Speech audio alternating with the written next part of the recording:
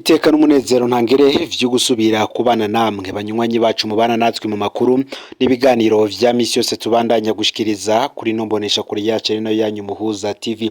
Uyu numwanya tugiye kubagezako amakuru biriko biravugwa nga mu gihugu c'u Burundi, akaba ari amakuru tuzagaruka ku biriko biravugwa mu bisata bigiye bitandukanye. Turaza kugaruka ku biriko biravugwa ku mushikiranganje Marie Chantal Nijimbere ndetse n'ivyo ahejeje gutangaza kubirabana n'igitoro. Tuze kugaruka kuri bimwe bamwe bari kuvuga ko ari ibara riguye mw'iborero rikuru rya Mpimba.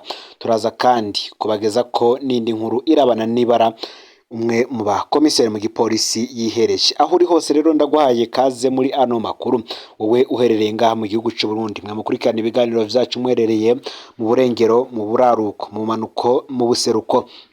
Abadukurikirana bari hanze y'imbizi y'igihugu c'u Burundi nko mu karere ka Afrika y'ibiyaga binini ndetse no ku mugabane wa Afrika ndetse no makungu ya kure, mwese ndabaye kaze muri ano makuru. Ni mu gihe ikibazo c'igitoro kimaze imisi arakananira abahinga, mu gihe no kwiyunguruza bisigaye ari ikibazo kitoroshe mu gihugu c'u Burundi. Umushikiranganje mu vyajejwe harimwo ubudandaji Marie Chantal Nijimbere aje kumenyesha ku birabana n'izi ngingo zirabana n'igitoro, ingene kigiye kudandazwamwo ndetse n'ingene kigiye kuzanwa mu gihugu c'u Burundi. Ni mu gihe kandi hafatiwe ku bitoro ngo binyobwa mu gihugu cose ku kwezi amaritiro arenga hagati miliyoni 30 hafi 31 ngariyo akenerwa mu gihugu cose c'u Burundi kugira ngo ahaze abanyagihugu bose, nkuko tuza kubigaruka ko vyatangajwe na Marie Chantal Nijimbere. Rero ngo hakaba hari ingingo leta igiye gufata ku buryo mu minsi iza kwiyunguruza ndetse n'igitoro kuboneka bizoba ari ikintu coroshe. Turaza kubigaruka ko muri ano makuru ku buryo burambuye. Ni mu gihe kandi umwe mu bakomiseri mu gipolisi yihaye inkumbi yinjira mu gihugu ca Tanzania mu modoka yo mu bwoko bwa voiture Toyota Allion aja kunywesha igitoro ahitwa Imanyovu mu ntara ya Kigoma. Ico gihe uyu mupolisi kandi bivuga ko yashitse muri komine Nyanzarake ho mu ntara ya Makamba ahitwa ku Muyange, ari naho kandi ngo yoba yatanguye kudandariza kimwe mu bitoro yoba yavanyeyo. Uyu akaba yinjiye muri Tanzania aciye muri komine Mabanda aho bita ku Mugina. Amasoko yacu akemeza ko uyu mukomiseri mu gipolisi yavuye aho Imanyovu aje yitwaje igitoro mu mabido nawe agiye kudandaza kuri vya biciro vyo mu Kinyegero. Nawe turaza kumugaruka ko n'umupolisi azwi cane mu gipolisi c'u Burundi. Vyose uraza kubikurikirana muri ano makuru. Ni mu gihe kandi ibara ryaguye mu ibohero rikuru rya Mpimba. Umwicanyi rurangiranwa Gerard Ndayisenga yaraye asohowe ibohero rikuru rya Mpimba. Amasoko yacu mu barongo y'ibohero rikuru rya Mpimba yatumenyeshe ko umukozi w'iperereza Gerard Ndayisenga asohowe mu ibohero rikuru rya Mpimba ejo ku mugoroba ku itegeko ryo ryatanzwe na General de Brigade Emmanuel Ndayiziga. Uyu akaba ari umuyobozi mwishikira mu biro vy'umukuru w'igihugu, akaba ajejwe ivy'iperereza. Uyu Emmanuel Ndayiziga kandi akavuga ko ari we yatanze itegeko ryo kurekura Gerard Ndayisenga, we nyene asanzwe avuga mu mabi atagira izina. Emmanuel Ndayiziga niwe kandi yararongoye iperereza mu gihugu hagati mu kiringo ca gatatu ca Perezida Nkurunziza. Uyu rero akaba ari nawe yoba yarahaga ngo amategeko Gerard Ndayisenga, nkuko yanagize uruhara mwisorwa ryiwe mwibohero rya Mpimba. Si rya mbere si rya kabiri Gerard Ndayisenga asohoka ibohero rikuru rya Mpimba hadakurikijwe ivyo amategeko ategekanya. Vyose navyo turaza kubigaruka ko imbere ko tubageza ko ivya makuru yose tubagejeje ko mu funyafunyo ufyonde subscribe canke sabone niba utari wafyonda ko kugira ngo tujucikanwa nadushikiriza usangiza no makuru bagenza aho baherereye hose kugira ngo nabo baje bashikirwa nabiriko biravugwa bigezwe ko ngaha mu gihugu c'u Burundi, hanze y'imbizi y'igihugu c'u Burundi ndetse no makungu ya kure. Mbaye kaze muri ano makuru. Reka ano makuru yacu tuyatangure ku vyatangajwe n'umushikiranganje Marie Chantal Nijimbere. Ni nyuma yaho haheze iminsi havugwa ivyiduga ry'ibiciro vyo kwiyunguruza cyane cyane abantu ba mu gisagara ca Bujumbura ndetse n'abava i Bujumbura biyunguruza baja mu zindi ntara zitandukanye zigize igihugu. Umushikiranganje mu vyo ajejwe harimwo ubudandaji Marie Chantal Nijimbere yaraye amenyesheje ko leta igiye kuzana igitoro gishobora kumara amezi 3 kidaheze. Ibi akaba bishikirije inyuma y'inama rukokoma mu gisata cyo gutwara abantu n'ibintu yari imaze iminsi ibiri ibera mu gisagara ca Bujumbura.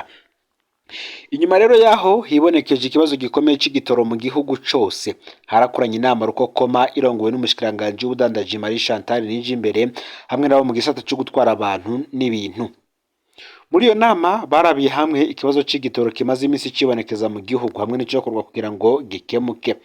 Marie Chantal Nijimbere akaba yamenyesheje ko leta iriko irakora uko ishoboye kose kugira kino kibazo gitorerwe umuti. Mbere avuga ko leta igiye no kuzana igitoro kizomara amezi 3 kidakamye. Yagize ati iyi nama ibaye mu gihe hari ibindi bibazo mu gisata co gutwara abantu n'ibintu, aho novuga nk'iro ry'igitoro ari naco kibazo cabonetse gikeneye gutorerwa umuti vuba cane mu mezi 3. Ikibazo c'igitoro kikaba kimaze iminsi ari akananira abahinga mu gihe no kwiyunguruza bisigaye ari ikibazo kitoroshe mu Burundi. Aha rero niho ishirahamwe Sopebu, Societe Petrolière du Burundi, naryo rivuga ngo ibitoro birahari ariko si ku rugero rwipfuzwa. Hafatiwe ngo ku bitoro binyobwa mu gihugu cose ku kwezi amaritiro arenga gato imiliyoni 31 niyo akenerwa. Ayo abonetse buri kwezi ngo bikeneye mu gihugu cose bonywesha. Ibishikirizwa n'umwunganizi w'umushikiranganji mu vyajejwe harimwo amasoko ntanganguvu Felix Ngendabanyikwa ati mu bitoro biri mu nzira bizanwa mu Burundi habura make muri ayo maritiro. Ngendabanyikwa amenyesha ko ishirahamwe Sopebu ryatangiye gukora rimaze kurangura ibitoro agashika 2 canke 3 kandi ko na Regideso ikiriko iraheraheza amakomanda yari ifise kuko batashatse ko ivyayo mashirahamwe abiri vyivanga. Yemeza ko arabiye ku bitoro Regideso na Sopebu ngo ziriko zirazana hamwe vyoshika ngo birashobora gutuma agahingwe gato kaboneka abantu bagasubira kuronka igitoro nk'uko babitangaje.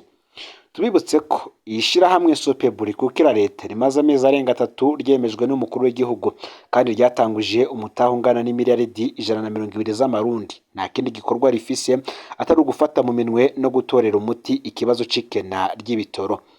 Naho uwo mutegetsi yatanze izo nsiguro umushikiranganje mu vyajejwe harimo ikigega ca leta Audace Niyonzima ejo bundi hahise mu nama nshinga amateka ku kibazo c'ibitoro we yasiguye ko ivy'igitoro bigoye kuko kirangurwa amafaranga mvamakungu kandi nayo ngo bakaba bakiriko bayarondera atari yaboneka.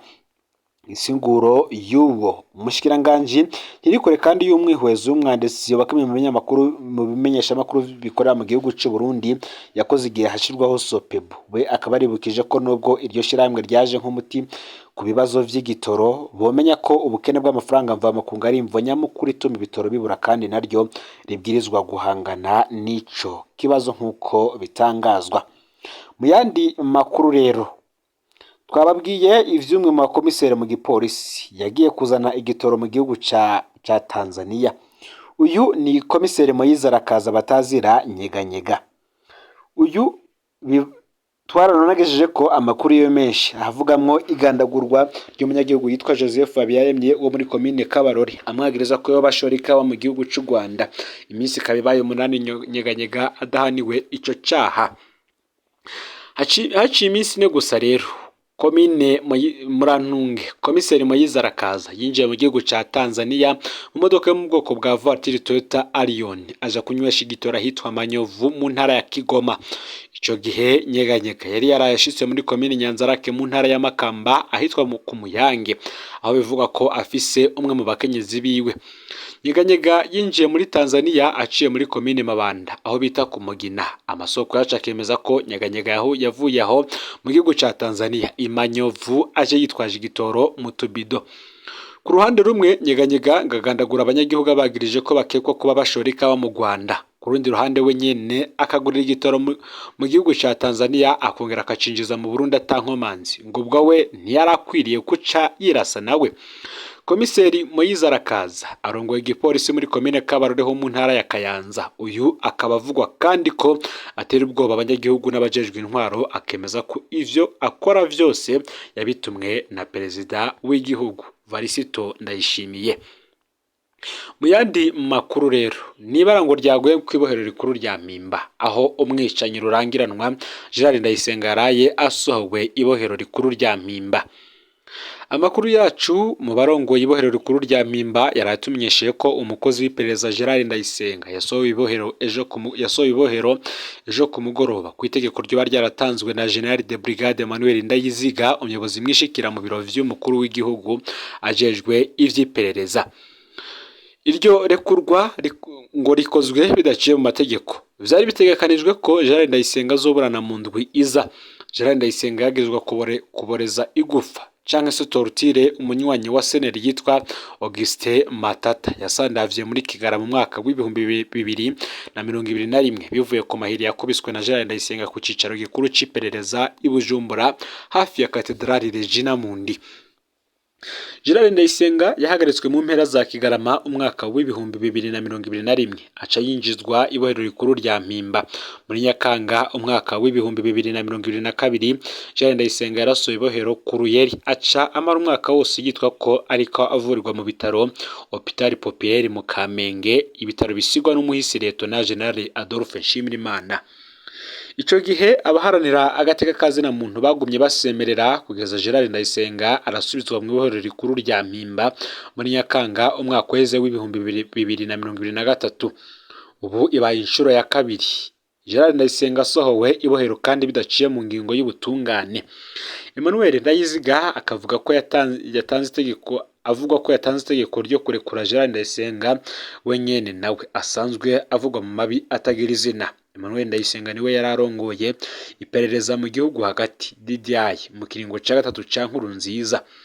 Emmanuel Ndayisenga kandi Murantunge Emmanuel Ndayiziga niwe narindi ko ndavuga. Emmanuel Ndayiziga niwe kandi yatanze itegeko ngo yo kwica no kunyuruza no kuboreza igufa abarundi ibihumbi n'ibihumbi mu kiringo ca gatatu ca Nkurunziza. Mubo yakoresheje rero ayo mabi harimwo na Gerard Ndayisenga uyu yaraye asohoresheje mwibohero rikuru rya Mpimba. Tuzobandanya gukurikirana ikibazo ca Gerard Ndayisenga iki bamwe bakavuga ko ari ikimenyetso kitabesha ko isezerano rya President Ndayishimiye ryo guhana abakora mabi no kugarukana ubutungane mu Burundi rwari uruhendo gusa. Ngayo rero amakuru yaragizwe ko muri kano kanya ufyonde subscribe canke sabone niba utari wafyonda kugira ngo utoje cikanwa nadushikiriza usangiza no makuru bagenzawe abo baherereye hose kugira ngo nabo baje bashikirwa n'abiriko biravugwa bigezwe ko nga mu gihugu cy'u Burundi hanze y'imbezi igihugu cy'u Burundi ndetse no mu makungu ya kure no Muhuza TV Imana bahezagire bikorwa byanyu vya misi yose muri ko murakora.